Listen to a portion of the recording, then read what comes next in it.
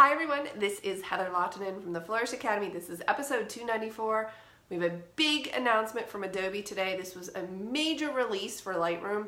This is Lightroom Classic version 7.3. The update is version 7.3. So you want to check your Lightroom and see what version you're on. And we have a lot we need to discuss about this update with Lightroom. But before I get to the 4 major points that Adobe released with this update, a couple of things. When you go to update Lightroom for the Creative Cloud, this is Lightroom Classic CC, and you go to the Adobe Desktop Manager, that's the little icon that is up here. If you use it on the Mac, that's what it looks like. If you go to that icon and you wish to update Lightroom and you do not see this update, there could be 2 reasons. Number 1 is Adobe rolls these updates out over time, so you may not have it yet. However, you also may have an outdated version of your operating system, and if your operating system is not up to the specs for the latest update of Lightroom, Adobe will not even show you that that update is available. So there could be 2 things going on. This is if you go to your manager and you don't see the update. Number 1 is your operating system up to date? You need to check that first. You need to keep up with those updates and make sure they're all good. The second thing could be that Adobe has not rolled it out yet. So you'll have to check that out. I was lucky enough to have this update first thing this morning when it was released. So of course I downloaded it and I've been playing with it today, and I wanted to talk to you about some of these new updates. Amber, what's up? You have a question? I just see, with a question mark. Okay, number 1 is Adobe added new profiles. Number 2, there are creative profiles. Number 3, the dehaze slider was moved to the basic panel. And number 4, we have a new, bigger tone curve. And if you're listening to these thinking, oh, what's the big deal? Those don't sound so major. Trust me, they are. First, let's talk about these new Adobe profiles. So you know that when you shoot JPEG, your camera is automatically applying things like contrast and sharpening and noise reduction and all kinds of other things in order to make that image look good. But when you shoot RAW, you are essentially turning off those features of the camera. When you shoot JPEG, your camera is processing your files, but when you shoot RAW, you are turning that processing off. Then what happens is that RAW file goes into Lightroom and it needs to do some math, some calculations to figure out how to apply these settings. Now when that happens, sometimes you'll see your image look one way and it will say loading and it will change to something different, and then you get all kinds of bent out of shape. Now we've talked about this in the past because I have a video where you can change that so that that does not happen, or you can apply certain settings upon import so your photos look like they do on the back of your camera. Now why would they look different? Well, that's because when you shoot RAW, your camera is processing, hang with me, your camera is processing that file so that you can view it. But when you take those RAW files off of your card and put them on your computer, there's no information except the raw data. There's no information about contrast and noise reduction and sharpening and these kinds of things that get applied in the JPEG file. So that's when Lightroom would perform these math calculations in order to render your image, and sometimes it wouldn't look like you wanted it to look. Well, Adobe has been doing that since the inception of Lightroom, which has been a little bit more than 11 years, with a profile called Adobe Standard. Now what you'll notice with these RAW files is that when they generate after loading, sometimes they look really flat, and that's when you get bent out of shape.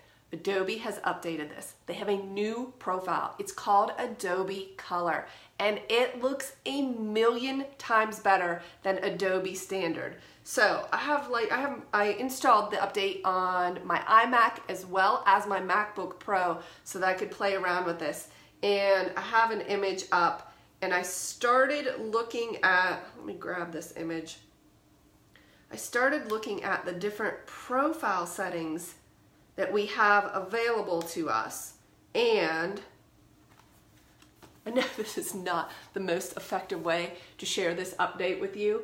I will do a proper screencast in the future, but I wanted to talk to you about these updates because it's really exciting. I'm just going to drop down on the basic panel. This is in the basic panel, and you'll see now that we have Adobe Standard in something called Adobe Color. So you can have Adobe Color applied to all of your raw files when they come into Lightroom, and they will look much better. Okay, if they don't or they're not perfect, again, you can still, what we would do in the past, which was we could apply these settings on import in order to make it look like the back of our camera. You can still do that, but I want you to check out the Adobe Color profile. It's at the top of the basic panel. Next, we have an entirely new button. It's right where my cursor is. It's 4 little squares, looks like a little grid. When you click that, you are revealing what they're calling the profile browser. Profile browser. What in the name of Mike is that? Well, it looks kind of like this, profile browser. You can see that. They have these new creative profiles, and also they call them artistic profiles, black and white profiles, modern and vintage, and there's about 10 or so in each of these, 17 in the black and white. So when you, for instance, expand the black and white creative profiles, you see this. You see all of these new creative profiles. When you look at the artistic profiles, they are indeed artistic. You can see those, but you might be asking yourself, wait a minute, what's the difference between these profiles and just using a preset? I'm so glad that you asked. This is totally different. Presets adjust all of the sliders. These creative profiles do not, but there is an amount slider. So for instance, if I click this artistic number 3, I have selected there, you'll see a slider that says amount. It's on 100 right now, and I can take that down and reduce it, but I can also increase it with this really nice slider, one slider. This is huge. So in a video I did a few weeks ago, I talked about when you apply presets, all of these different things happen to all of these sliders, but if you want to reduce the overall effect of the preset, it would be really difficult because all of the sliders are at different amounts, and how could you figure it out? So I have installed a plugin in order to accomplish that, to reduce the overall amount of a preset. Well, this is like that, but way better. This is a creative profile. This is different. You can turn it down, you can put it on stronger, but you can adjust your sliders as necessary without having to impact the creative adjustment. This is a really big deal. Lest you think that these are just like presets, trust me, they are not. It's very different. So they have several of those. You can play with those, which I intend to do fully.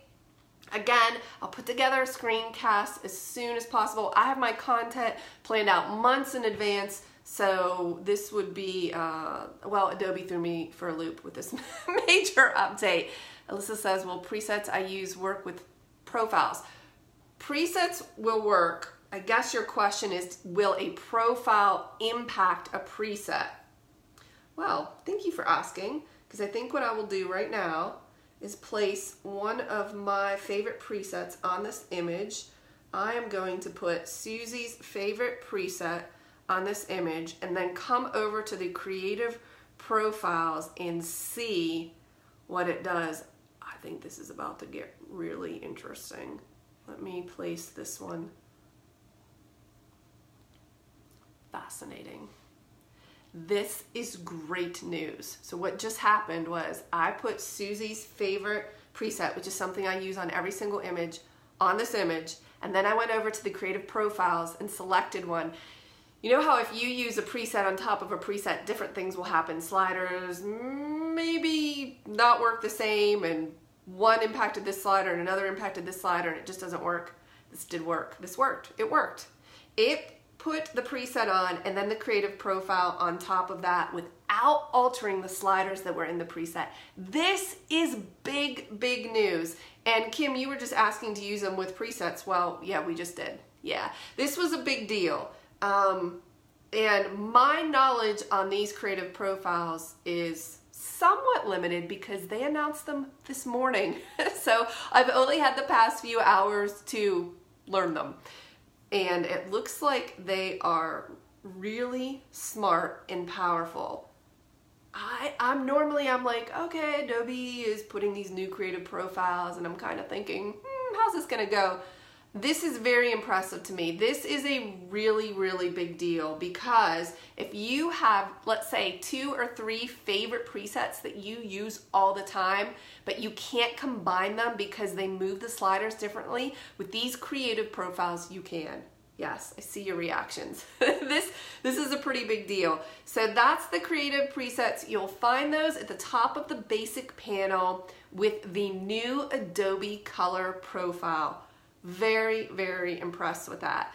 Okay, secondly, we have the dehaze slider was now moved into the basic panel, which makes a lot more sense because dehaze impacts tonality, and that's where it belongs anyway, so it's not in its own separate area. And let's see what else we have to look at in this update. We have the profiles, dehaze, oh, the tone curve. I almost forgot about the tone curve. They enhanced the tone curve. They said they made the tone curve bigger so that you have more ability to adjust it. And I think that's a very good thing. So here we have the tone curve. You'll notice here, if you look at the newer version, it's just bigger. It just gives you a little bit more control. You can make more exact adjustments to that tone curve, especially if you are familiar with the histogram, lights to darks, and the tonality of images and how you use curves, such as S curves to increase contrast. That's pretty neat. That, to me, is important, but not nearly as impressive as these new creative profiles. I am hoping that they release more of these creative profiles. As I mentioned earlier, there are 8 artistic profiles, 17 black and white, 10 modern, not even sure what that means, and 10 vintage. Oh my gosh, they are beautiful. They look way cleaner to me than the presets that Lightroom ships with. Lightroom ships with a variety of presets, including some black and white ones. These have an entirely different feel to them. I'm not sure what the algorithm is behind the scenes making these adjustments because obviously it's not on the sliders themselves. They're not changing, but it looks much better. It almost reminds me of Photoshop, the way Photoshop handles this. I've got to say, this is a pretty impressive update for Adobe with Lightroom. And from what I understand, this update was released for Lightroom Classic, Lightroom CC, that's the new mobile version, and Camera Raw over in Photoshop has these now.